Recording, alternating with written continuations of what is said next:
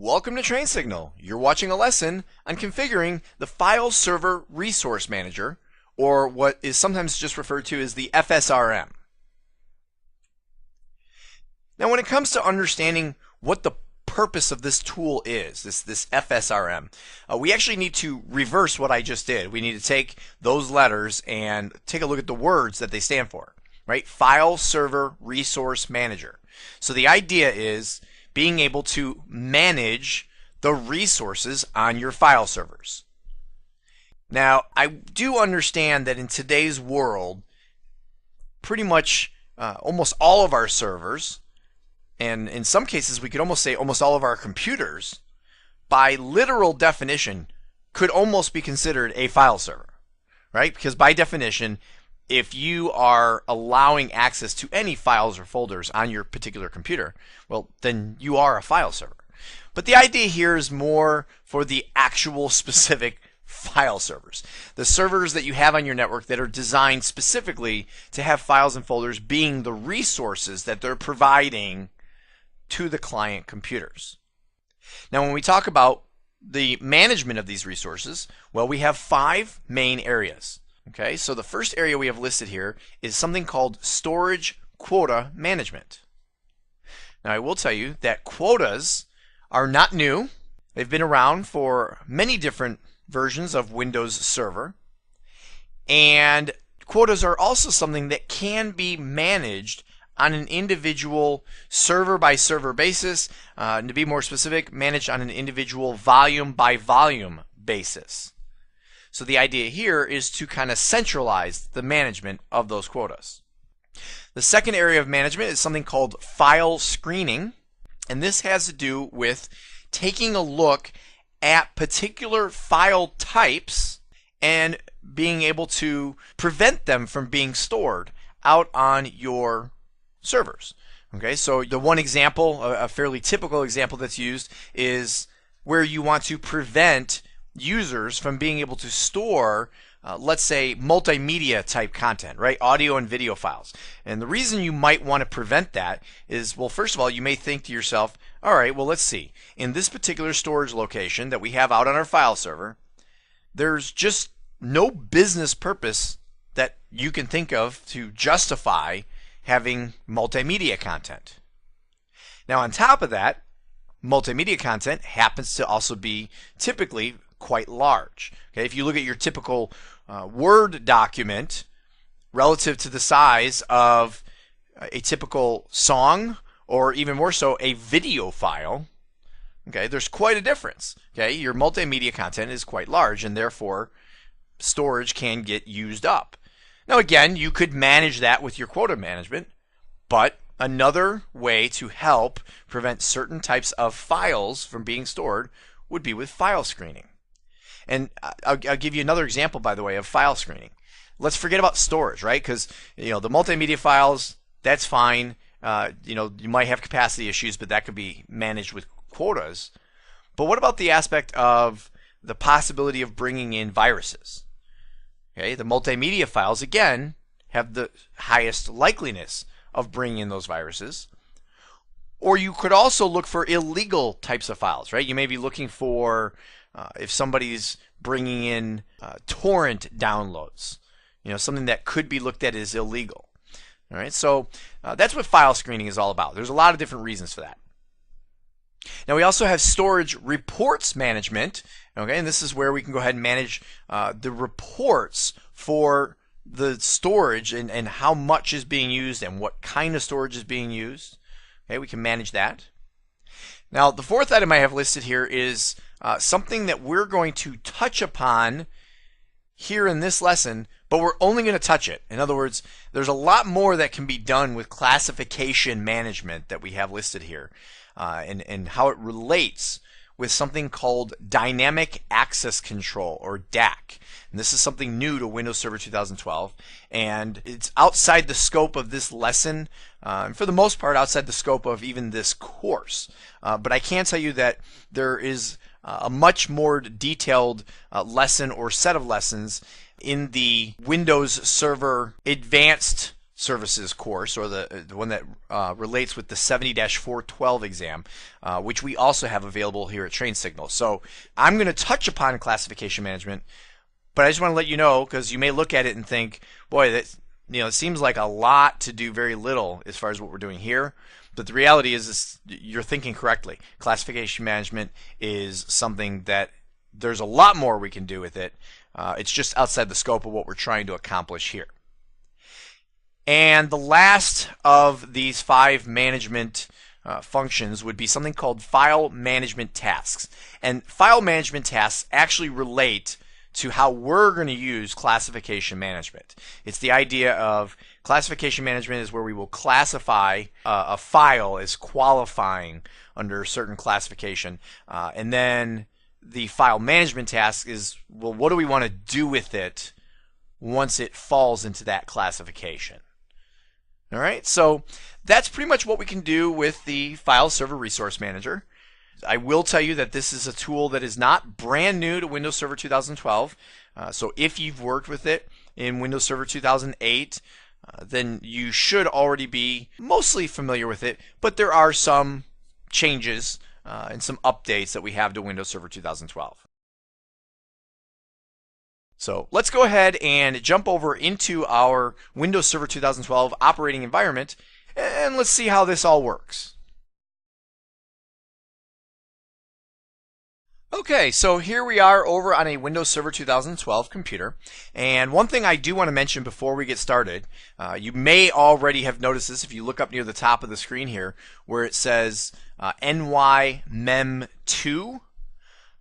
This is a server that I have not used for any of the other demonstrations so far up to this point in this course. And the reason I wanted to bring up a new member server here is because, well, New York Member 1 was starting to get a little bit cluttered with different features and functionality. And also I've noticed that the File Server Resource Manager, if you have too many different file server functions and too many, really I should say, advanced networking services type functionality running, it does tend to get a little bit finicky. And I didn't want to run into those problems, and so I thought I would also share with you so that if you're following along, that you may also want to get yourself onto a clean copy of Windows Server 2012. Now, I will also share with you, because I don't want you to think to yourself going into a production environment that you have to have a perfectly clean server to start this. That's not the case at all. The File Server Resource Manager will work on pretty much, I've actually, other than the demonstration, testing, classroom type environment, outside of that, I've never had the FSRM not work for me. It's just that I've learned that in this type of testing, demo classroom-like environment, it does get a little finicky because we're kind of forcing these computers to do things that you wouldn't normally do in a production environment because we're just trying to touch everything. Okay, so just to clarify, I'm on a clean machine. I recommend that you do as well for learning purposes, but in production, it is not necessary at all. So here on NYMEM2, and I suppose I should add to it, if it's not obvious, this server, all I've done with it so far is I've installed Windows Server 2012 and I've joined it to the globalmantics.local domain, okay, therefore making it a member server in the domain. Other than that, there's really nothing else that I've done. If we want to install the File Server Resource Manager, well, this is what's called a role service. Okay, so just like with any other role or feature, it has to be installed or should be installed through Server Manager. So I'm going to open that now. And the reason that I emphasize that it is a role service, and we'll see here in just a moment when I go ahead and add it into the system when we go to install it, is that you won't see it listed under roles, nor will you see it listed under features. Okay, you're going to have to dig down into one of the roles to see the role service. So let's do that right now. I'm going to click on Add Roles and Features. Here's our typical before you begin page. I'm going to actually say don't bother me with that anymore. Right?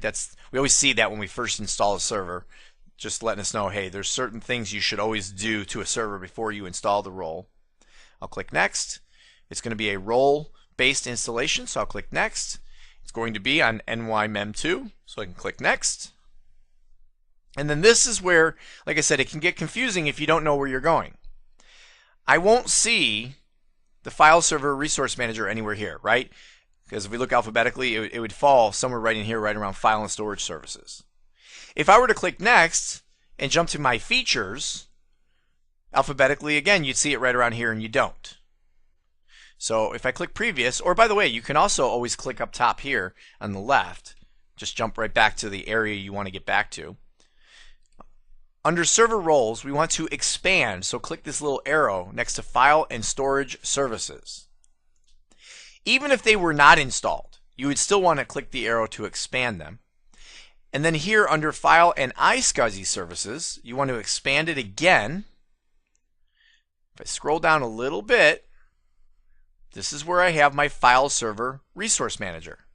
Okay? That's where you find it. So I'm going to check the box, and as usual, it's going to tell me, hey, you need some other stuff in order to make this work. Okay, so it's telling me that I have to be a file server as well. And then, of course, it's going to want to put in the actual tool, right? The actual GUI tool in order to use this particular, well, to use the tool. So let me go ahead and click Add Features, right? Say, yep, go ahead and add those in. I'll click Next. Those features have already been added. I don't need any additional features, so I'll click Next. Here's a summary of what's going to take place, and I will click Install. So it's going to go through and it's going to install the various role services and features that we've just asked it to. As is usually the case, depending on the speed of the computer that you're working on, this could take a longer or shorter period of time. And so what I'm going to do is I'm going to go ahead and through the magic of video editing, I'm going to go ahead and speed this up for you. If you're following along, please pause at this point and then resume when the installation has completed.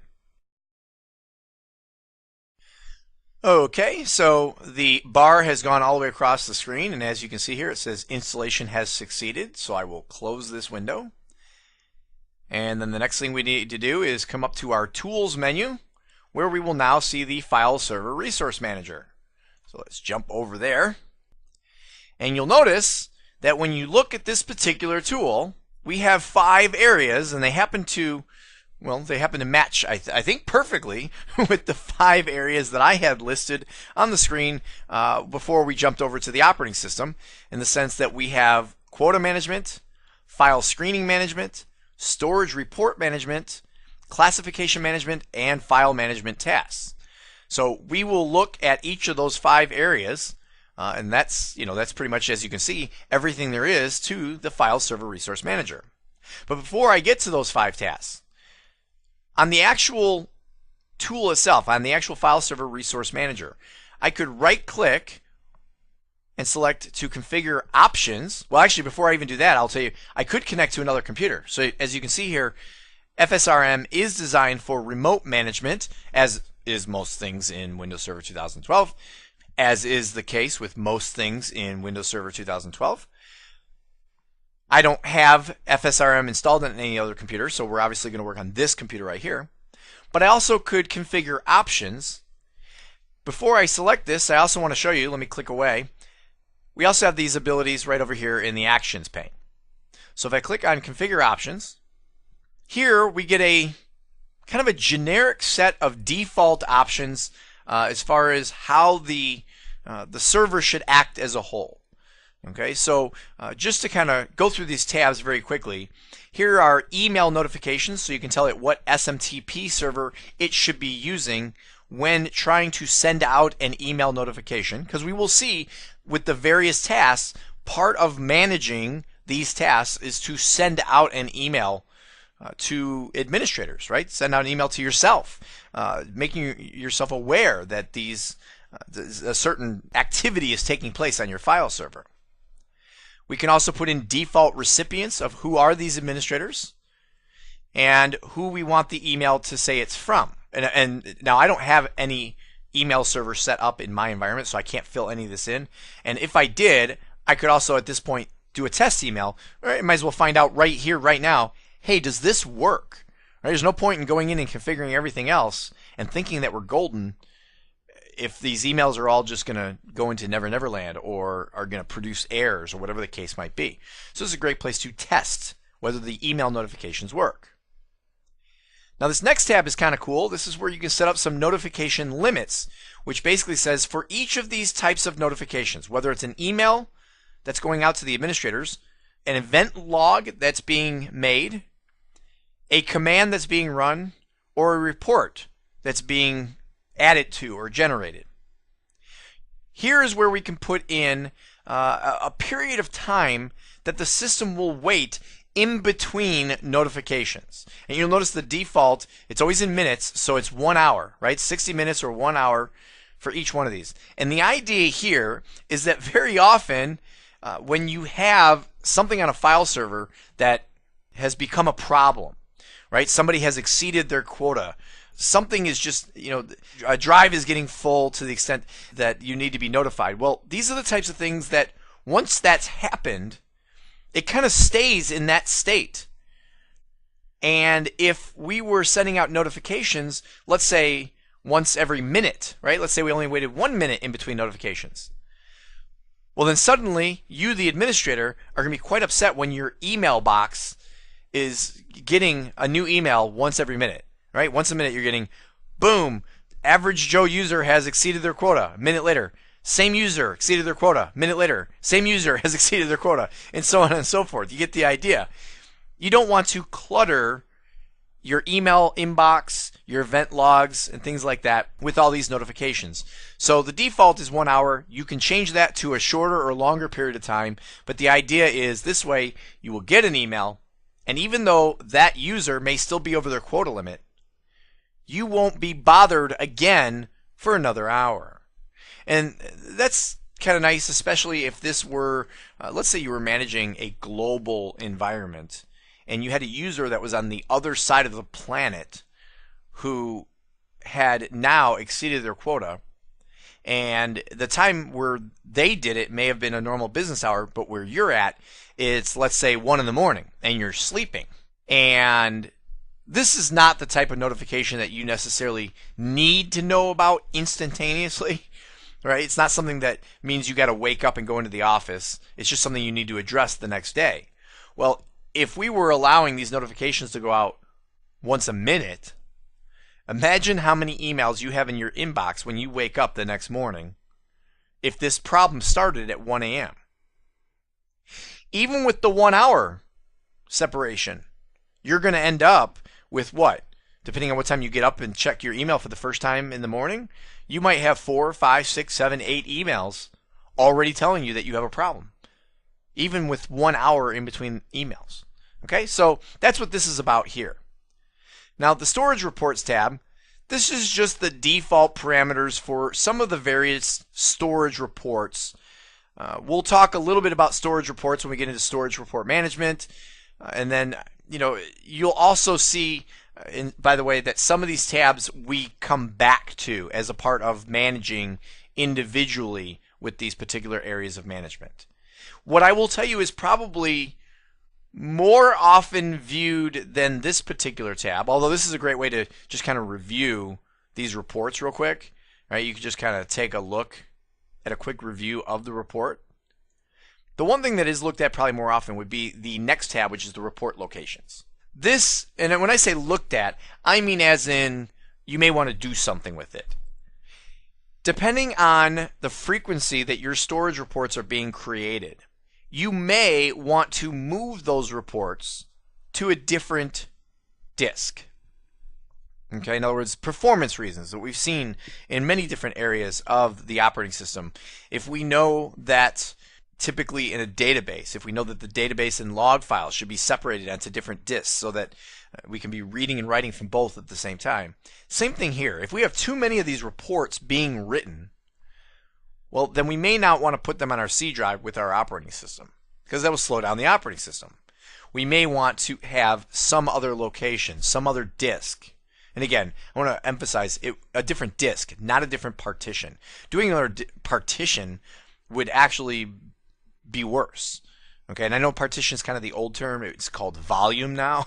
But either way, you don't want to be a different volume or partition on the same disk. You want to be a truly separate disk for performance reasons. Now, the next tab we have up here, File Screen Audit. This is a simple one. One simple checkbox. Do we want to do file screen auditing?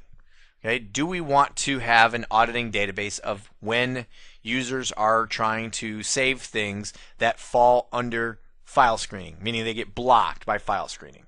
If we want to enable that, it's a simple check of the box. Automatic classification.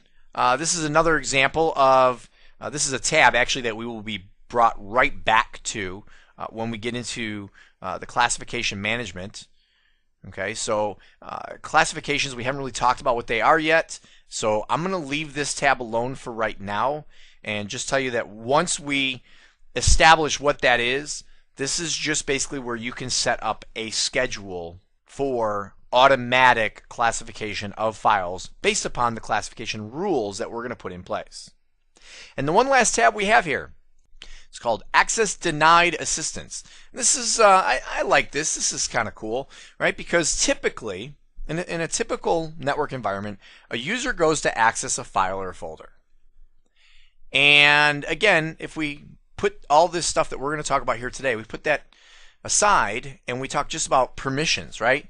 Just generic file servers, and we have permissions, and a user goes to access a file or folder and they don't have access to it, they just get a very generic access denied message. Well, if we happen to be giving them a denial of access based upon whatever the reasoning may be going on here in the File Server Resource Manager, we can go ahead and create an actual customized message.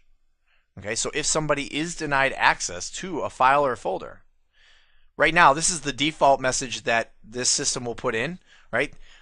The user will actually see a message that doesn't just say access denied. It'll say this can occur if you don't have permission to access a file or folder, or if your computer doesn't meet certain security policy requirements. And then it goes on to, say message from the administrator of the file server, ask your manager if you have the right security groups, and for troubleshooting, go to a certain website. If you need more help, click request assistance. Now you have the ability to put in anything you want. I mean, I could add to this and say, here is additional information. Okay, so I can actually type in my own message, and I don't have to add to it, right? I mean, I could literally go in here and I could change this. This is all changeable information. If I don't want to have this line that says if you need more help, I just hit delete. Okay, it's gone. By the way, if you're wondering how that line just showed back up again, I hit Control-Z on the keyboard, which if you've ever worked with pretty much any Office tool whatsoever, Control-Z stands for undo. So it's interesting to note that even though, and you don't see this very often, but even though we're in a dialog box here, right, we're in the property sheet and then a dialog box, Control-Z doesn't always work in those environments, but it does here. Okay, so I could hit Control-Z again, and look at that. Now it got rid of the line that I typed in. Pretty cool, huh? So that's pretty much the overall options. So I'm going to go ahead and hit cancel. I don't think there was anything that we specifically changed or set up there. But let's take a look at quota management. So let me expand this out. And you'll see here that under quota management, we have quotas and quota templates. Now, real quick, before we get into our quotas here, what I'd like to do is I'm going to minimize this particular tool. I'm going to minimize this File Server Resource Manager. We can actually close out of our Server Manager altogether. I'm going to hit Start on my keyboard to get into the Start screen, and I'm going to go into my computer here. On the computer, I'm going to go into the C drive, and I'm going to create a new folder, and we're just going to call this Documents. Okay, that doesn't matter, by the way. I'm just coming up with a name to put it on. So here I have a folder, and if I go into the properties of the folder, I just wanted you to take a look here and see. Do you see here anything on quotas? Right? We have general. We can share it if we want. We can do our NTFS security. We have previous versions for volume shadow copies. Here we have some additional customization, which not even going to go there. Look, you can change the icon, stuff like that. And then here we have classification, which again, this has a lot to do with, well, the classification that we're going to look at, but then also dynamic access control. The main point here, why I wanted to show you these tabs, is there is a tab that's not there, and that is a tab called quotas, because you do find those quotas when you go to the properties of an actual volume, right? So if I take my C drive and go to its properties, here I have a quota tab. This is how I can do individualized quota management on individual volumes. Okay, this is where I can turn on quota management. I can choose whether I want to deny disk space if a user exceeds their quota limit. Okay, and we're going to see in FSRM that this is called either a hard or soft quota management. In other words, if I check the box, that's hard quota management. Okay, that's where we're saying if you exceed your quota limit, you're done. You're cut off. It's over. You cannot save anything else. If I do not check the box, then what happens is it's strictly for reporting purposes. The user will get an error message saying, hey, you've exceeded your quota, but it'll let them save whatever it is that they're trying to save. You have to decide based upon your environment whether you want to have hard or soft quotas. From there, here's the default quota limit for new users on this volume. Okay, the default could be not to limit disk usage, which means we're only going to have individual quotas for individuals, users, and groups. Or you could say there's a default to say, no, I want to, by default, say that each user, for instance, can only store 100 megabytes worth of data on this particular volume. You can set a warning level that says, how about at 90 megabytes, I'll start telling them, hey, you know, you're getting close.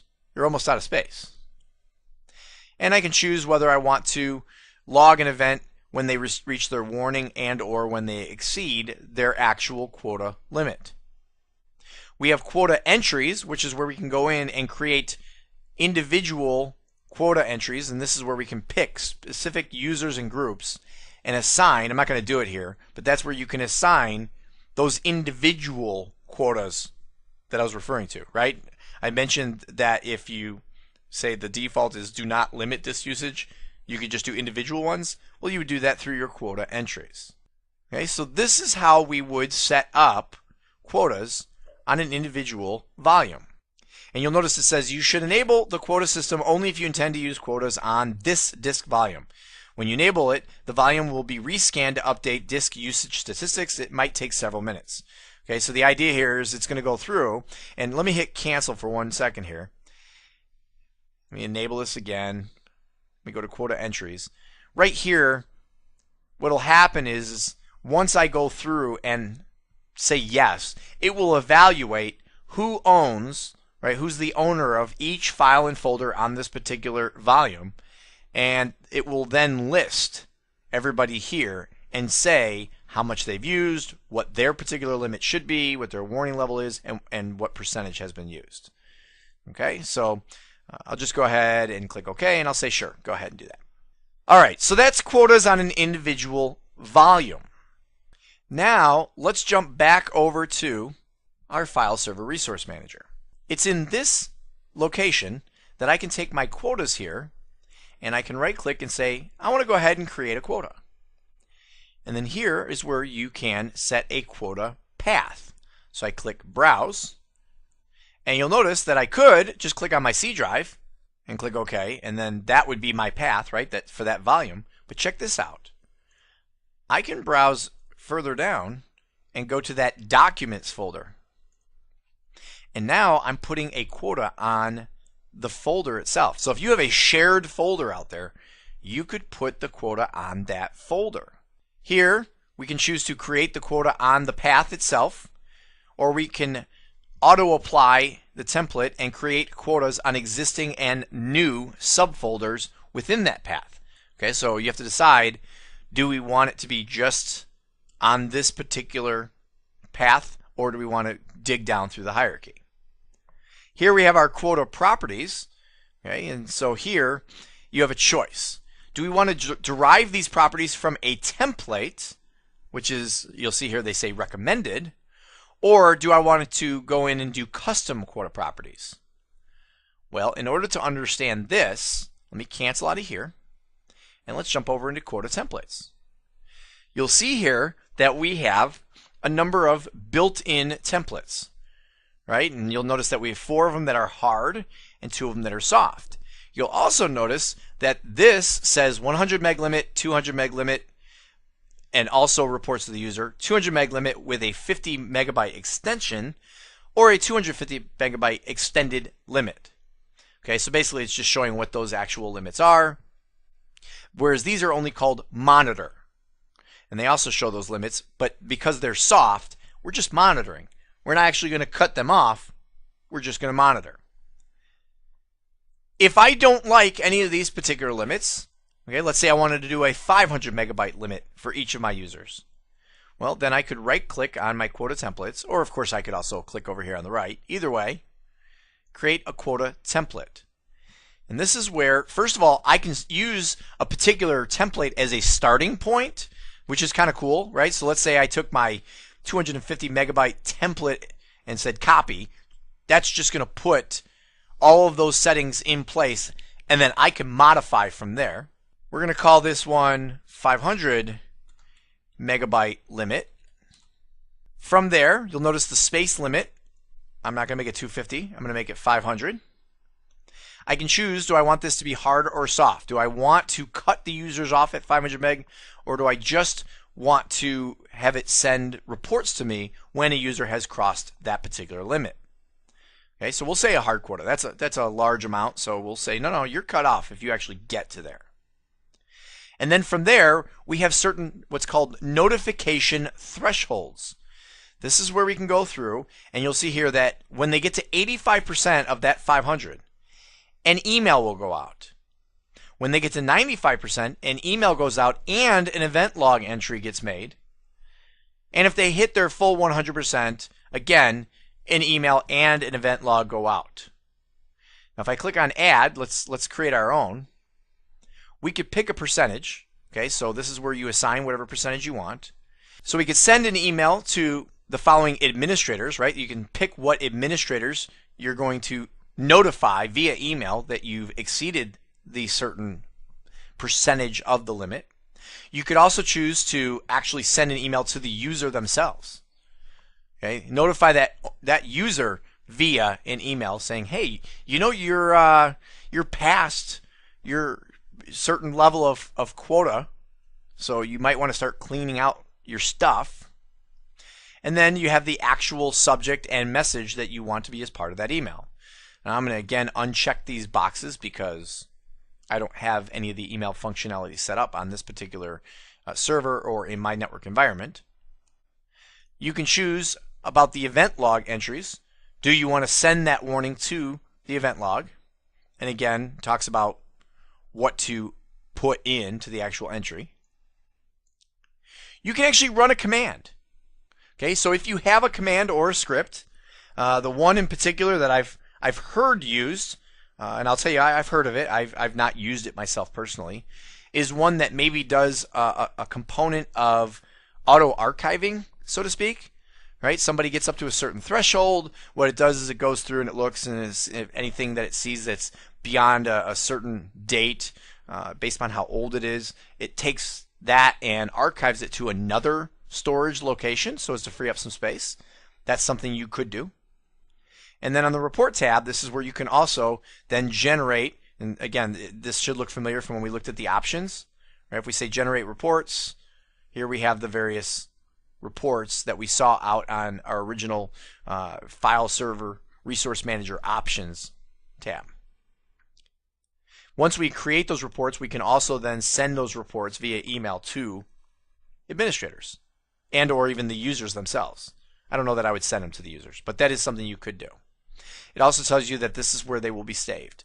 Okay, on my C drive there is a folder called Storage Reports Incident.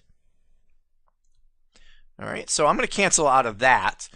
But basically, if we just leave the defaults here, just like we had, right? We changed for 500, we put in the different warning emails and event logs, click OK. Now I've created my own new quota template, which means up here on quotas, I have the ability to go ahead and create a quota go to a particular location. I can say for this particular, documents folder, which I didn't share. Typically, you would have shared this. This would be a shared folder that users would access from away from this computer, right? They'd access it across the network. Say, go ahead and create the quota on the path, and let's use my 500 meg limit. Down here, it gives you a little summary of what you've just done. Click create. Boom. Users will now be limited to 500 megabytes of storage in that particular folder. Pretty cool, huh? If I close that up, let's move on to the next one here. File screening management. The idea here, again, is being able to look for certain types of files and not allowing them to be saved or stored in a particular location. All right, so here we have our file screens, which it's interesting. I almost kind of have to go through this backwards, right? Because if I were to show you creating a new file screen, okay, first of all, it wants the path. So again, I would say in my documents folder, how do you want to configure the file screen properties? What file screen template do you want to use? Okay, well, in order to understand these templates, we have to, let me cancel out of here, we need to go to the file screen templates section. You will see that there are certain built-in templates. If we wanted to create one of our own, we could go ahead and create a new file screen template. We'll just call this demo. I'm not even going to actually save it, but it's going to get mad at me if I don't fill in certain things here. Again, I can choose if I want active or passive screening, and this is kind of like the hard quota or the soft quota limit, right? Active screening means do not allow users to save the unauthorized files. Passive screening means go ahead and let them save it, but you're going to be notified. It'll be part of the monitoring. From there, we can then select a file group that we want to block. Oh, wait a minute. I can't really explain what that is. Let me cancel out of here without going to file groups. Okay, that's why I said we almost kind of need to look from the bottom up. I just wanted you to understand why. You look at the file groups, this is where you can set up the various file groups that represent certain types of files. So you'll notice for the very top one here, audio and video files, star dot, and if I hover over it, you'll notice the list goes, you see the little ellipses here, the dot, dot, dot. This is much longer than just this little list here. If I hover it over it, you can see it keeps flashing up on the screen. Here's all the various, and it only stays for a little while, so as I'm talking, it disappears. I'll try to get it to come back. But anyway, there we go. There's all the various file extensions that we're considering to be part of audio and video files.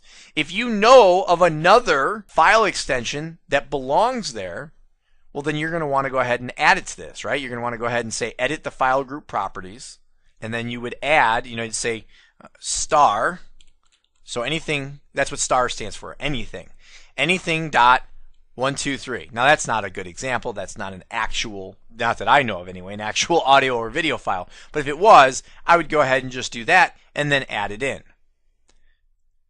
And actually, I apologize. I clicked in the wrong box. This is where we're going to exclude those. Up here is where we would want to include the star dot 123. Okay? And it is just what it sounds like.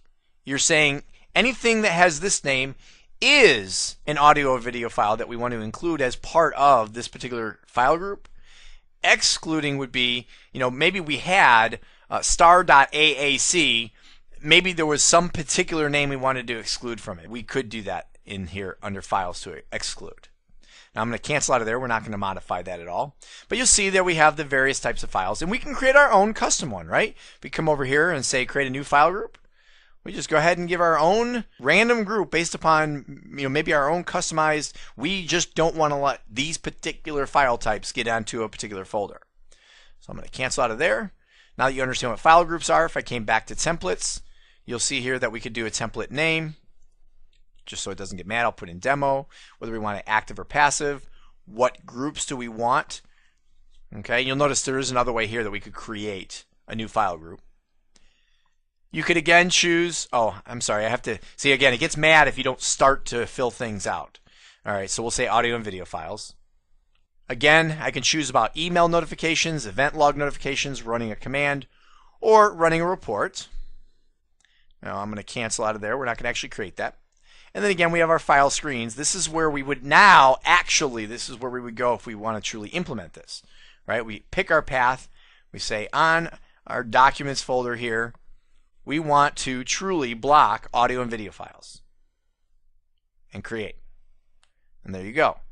No audio or video files will be able to be stored into that documents directory. Now, there's another thing that we can do here, and that is if we want to create a file screen exception.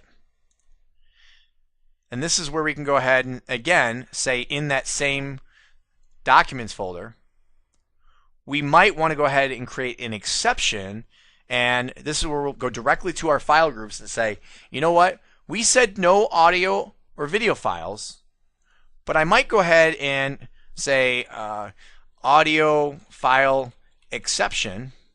That's a bad name. You probably want to be more specific to type of audio file that, so how about we say like MP3 exception, or even just MP3s, quite frankly, right? We could just say MP3 files. And then we could go ahead and put in here star.mp3. Add that in, click OK, check that box, click OK. What we've now done is we've said, all right, no audio or video files are allowed in this folder except MP3s. We're going to let those. Now, one thing you have to always know is that the exceptions always override the default.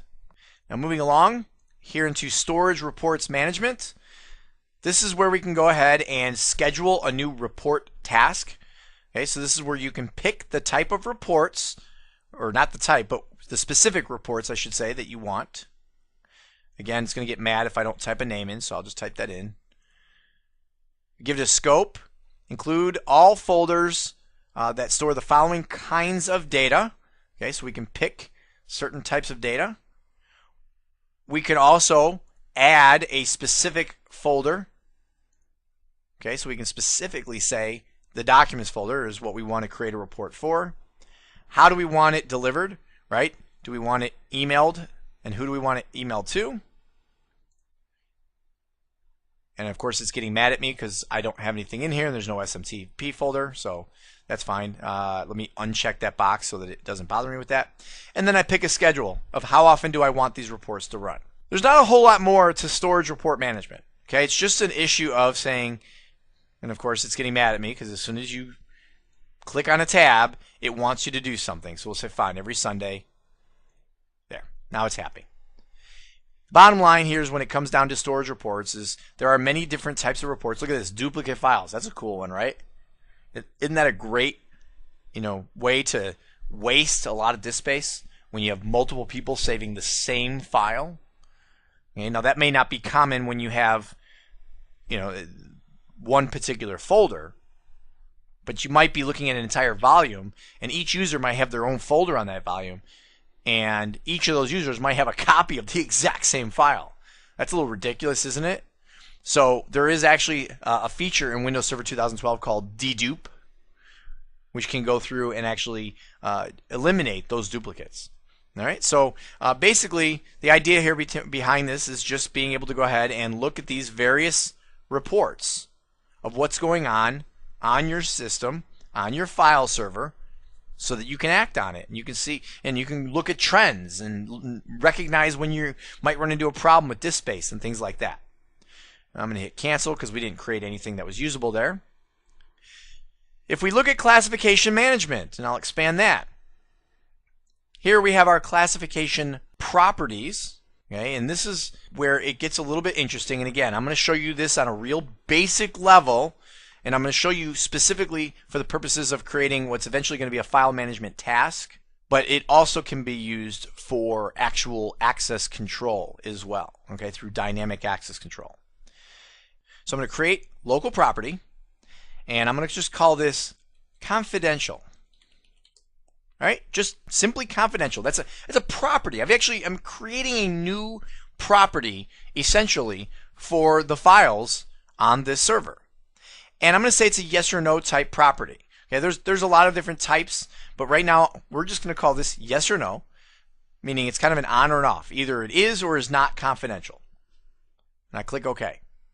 Now I will tell you, nothing has been done, meaning I haven't accomplished anything. I just created a property. But now I need to go ahead and create a rule surrounding that property.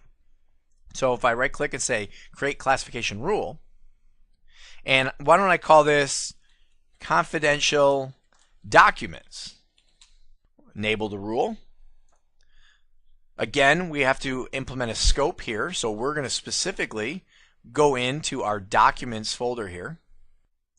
And then here's where we can go ahead and put in the actual classification. In other words, how does it become part of this confidential documents? How does this happen?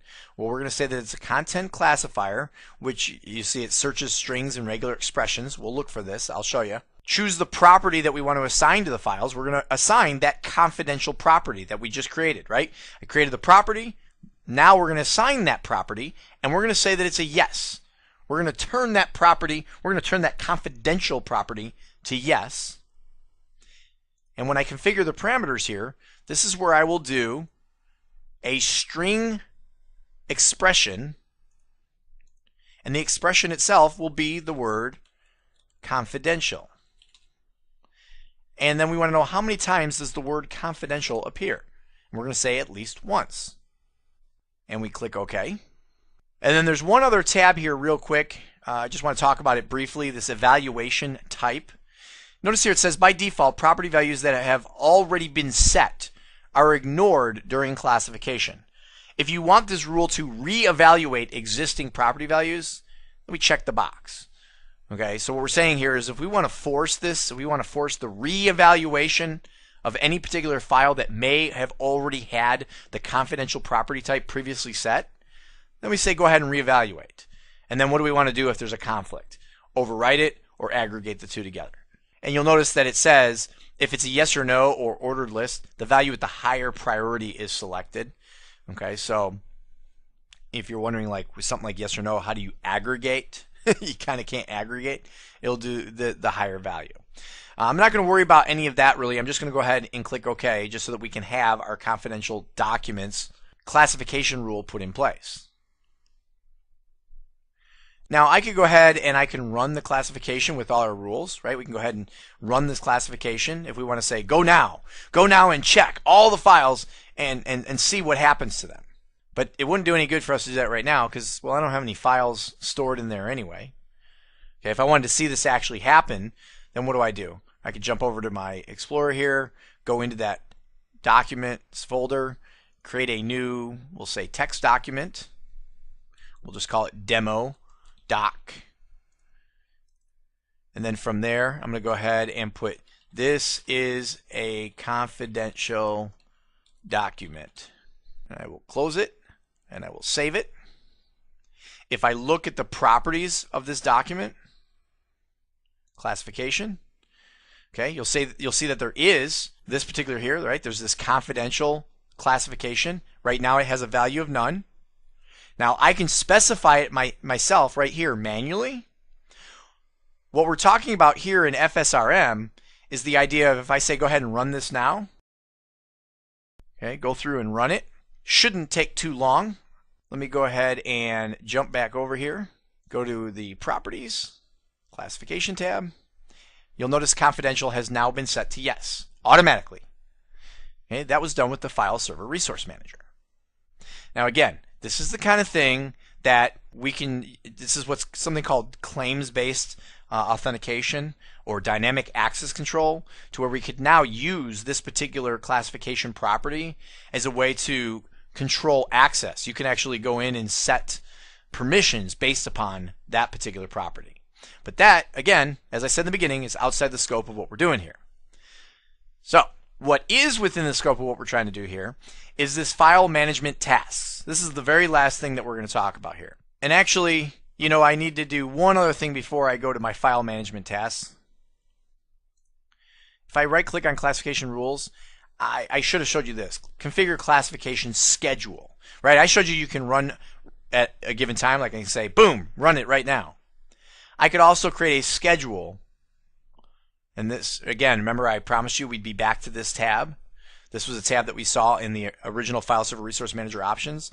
This is where we can enable a fixed schedule that says on given particular day, a certain time, whatever, go ahead and check for classifications. Go ahead and run our classification rules on all of our documents to go ahead and see where they fit in. All right, so let's back out of there. We don't need to set that up. Now we can move on to file management tasks. If I create a new file management task, again, it'll get mad, so I'll just put in the word demo. The scope, we need to go ahead and put in a folder. For an action, the most typical as far as built in, there's two, or what looks like three, is you can either do something called a file expiration, you can do RMS encryption, or then there's custom. And that's why there's really two, and then the third one being custom if you want to create your own custom action. Okay, and again, that's getting a little more advanced than what we want to worry about right now. But let's do file expiration. This is a fairly typical one. Where do we want to send it? What's the expiration directory? So let's go to our C drive and actually let's make a new folder. And let's just call it expired docs. And click OK. We can choose if we want to have a notification go out. We can choose if we want a report to be created. And by the way, I wish these tabs were in a slightly different order, because the reality is this condition is really the next item I would be looking at. In other words, we start off here with just a name, what folder or folders we want to look at, what do we want to do, what are the conditions is the next thing I'm thinking of. And for a condition, this is where I can go ahead and add, and I can say if a file has the property of confidential, that is yes. Right? So we say that the confidential is equal to yes. Okay, that's the condition that needs to be made. We can also then take it a step further and say, you know, it also had to be, let's say, a certain number of days since the file was created, certain number of days since the file was last modified, certain number of days since it was last accessed. Okay, so there's certain other things that we're doing here if we're going to be expiring. So what we're saying here is anything that is deemed confidential and it's been X number of days since, and I'm going to leave it at 0 because I'm going to attempt to make this happen, although like I said, it's a little tricky because, well, it's also fresh. I mean, if I came back tomorrow, it'd be a lot easier for me to show you, but we'll see if we can make it work. From there, again, a notification could go out, a report could be created, and we also could schedule when we want this file management task to go through. We could also run it continuously on new files. So I'm going to go ahead and just click OK. Oh, sorry, it got mad at me. Got to pick a day. Click OK. And then here we have this task. I could choose to run this task now, which I'm going to do. I'm going to say run it now. Boom, go. What I am hoping for, okay, this is what I'm hoping for. If I jump back over here into Explorer and go into my Documents folder, hey, look at that. It's now suddenly empty. And the reason it's empty is because over here in our expired docs folder, it's showing me from NYMem2, right? It creates a folder for the computer that it came from, the date and time. On my C drive, Documents folder, there is my demo doc. Now, why did it move it? It moved it because we already saw that it did fall under confidential, and I told it if the last time it was accessed was 0 days ago, okay, meaning basically there is no time limitation. If it, you know, in this particular demonstration, it's just boom, do it now if it qualifies. All right, so that is what we can do with our file management tasks, and that is pretty much how you use the File Server Resource Manager. Okay? The idea, as we already saw, some of these things can be done manually on an individual file, folder, or sometimes volume basis. This gives us a centralized way to manage quotas, file screening, storage reports, classification, and file management tasks, all in one location for the entire server, or in some cases, you can add additional servers and manage them all from one place. All right, so that's pretty much it. That's how FSRM works. I look forward to seeing you in the next lesson.